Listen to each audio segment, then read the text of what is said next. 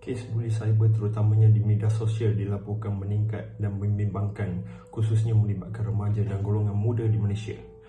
Perkara ini didedahkan Satuan Kesihatan Mental Malaysia MMHA berdasarkan 500 panggilan yang diterima pihak mereka setiap bulan melalui talian bantuan atau helpline bagi sebarang aduan atau intervensi yang dikendalikan persatuan itu.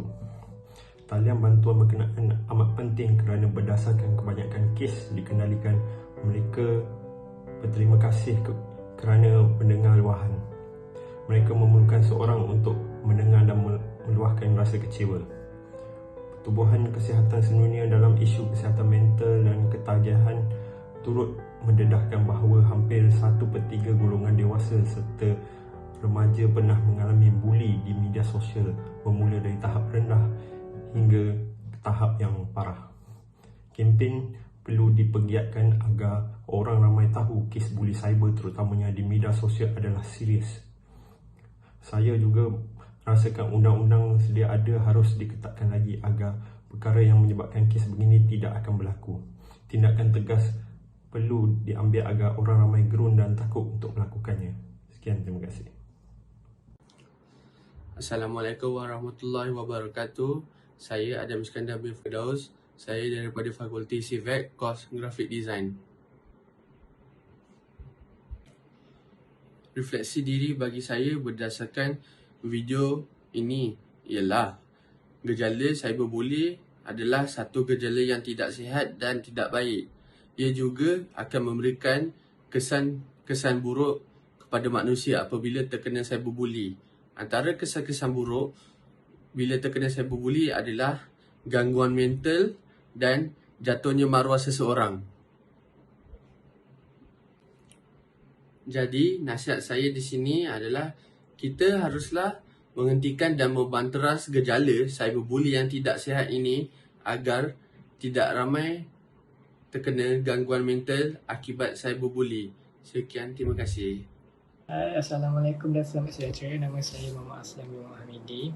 So, hari ini saya ingin menceritakan tentang kesan-kesan cyberbully. Salah satu kesan cyberbully ini ialah dapat mengakibatkan seseorang itu berfikir secara tidak waras. Dan sebagai contoh, mereka merasakan diri mereka seolah-olah tidak berguna, tidak diperlukan lagi, dan mereka akan rasa ingin membunuh diri macam tu.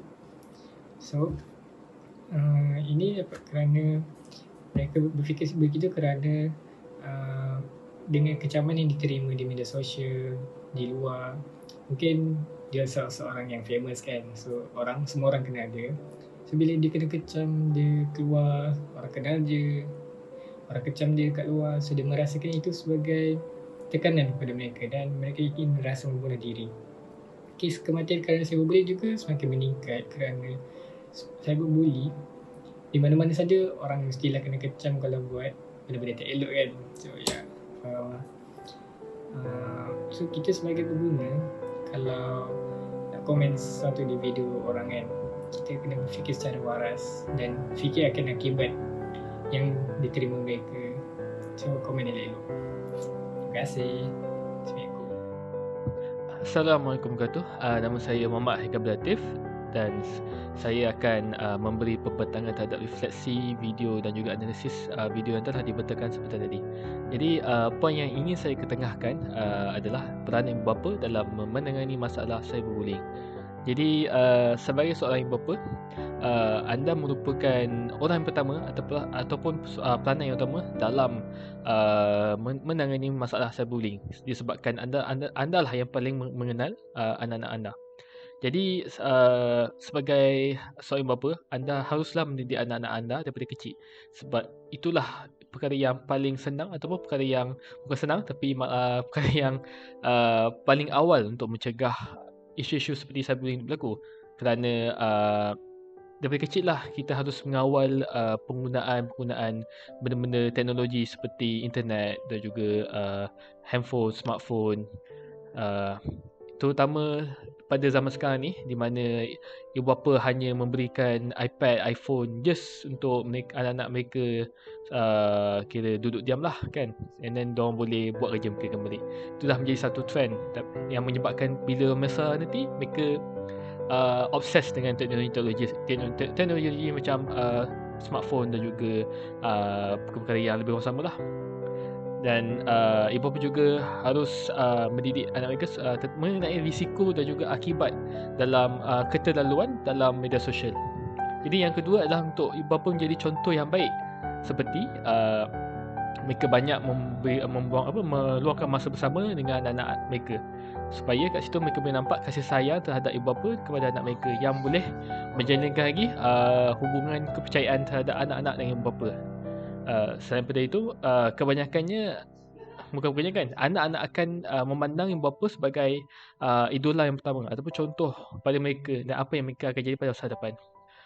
Dan akhir sekali adalah untuk ibu bapa untuk mengenal pasti adakah anak anda merupakan mangsa cyberbullying.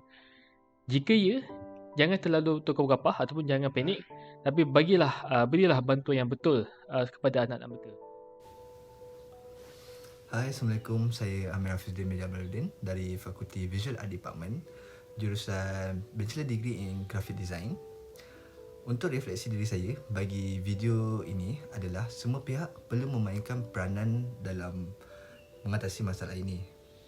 Antaranya, memberi lebih autoriti kepada pihak berwajib untuk menangani masalah buli cyber ini, sebagai contohnya guru, polis dan sebagainya. Selain daripada itu, kempen kesedaran tentang bahayanya buli cyber juga perlu dititik beratkan, dan peranan ibu bapa dalam memperhatikan anak-anak turut perlu diberikan perhatian.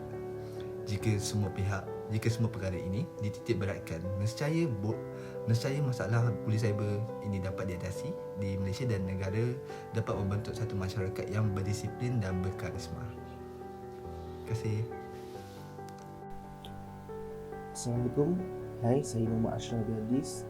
Tugasan bagi subjek penghayatan etika dan peradaban oleh pensyarah saya iaitu Puan Azhar Fatihah binti Maulud. Semasa mendapat tugasan ini daripada pensyarah saya meneliti perkara-perkara yang dikehendaki yang terlibat dalam tugasan ini. Pada awalnya saya tidak begitu memahami cara-cara untuk melakukan tugasan ini, tapi dengan adanya bantuan rakan-rakan sekumpulan saya, sikit sebanyak saya mendapatkan gambaran untuk melakukan tugasan ini. Di dalam tugasan ini saya dikehendaki melaksanakan tugasan secara berkumpulan dalam menyediakan video dan laporan mengenai isu viral cyberbullying. Subjek penghayatan etika dan peradaban ini adalah sangat membantu saya dan rakan-rakan saya untuk mengkaji isu viral yang kami pilih, iaitu cyberbullying. Ilmu pengetahuan kami yang dapat sangat membantu dalam tugasan yang diberikan kepada kami. Sementara itu, ilmu yang diberikan juga dapat menambah pengetahuan saya dalam menggunakan tata bahasa yang lebih sesuai antara pelajar-pelajar yang berlainan bangsa. Bahasa Melayu ini sangat mudah difahami jika kita praktikkan selalu, kerana di sekeliling kita semua menggunakan bahasa Melayu untuk berkomunikasi. Setiap kelemahan dan kekurangan yang dikesan memerlukan penambahbaikan bagi meningkatkan kualiti komunikasi pada masa akan datang. Berdasarkan kelemahan dan kekurangan yang didapati, dapat membantu saya untuk mengubah cara penyampaian yang lebih elok dan berkesan dan memberi komitmen yang lebih cekap kepada rakan-rakan sekumpulan saya. Saya mengucapkan ribuan terima kasih kepada pensyarah saya iaitu Puan Azhar Fatihah binti Maulud kerana memberikan ilmu dan tunjuk ajar yang sangat berguna kepada saya dan rakan-rakan. Semoga ilmu yang baik ini dapat saya manfaatkan untuk menjadi masyarakat yang berguna serta berbakti kepada komuniti. Akhir kata, segala yang baik itu datangnya dari Allah dan yang buruk itu datang dari kelemahan saya sendiri. Assalamualaikum.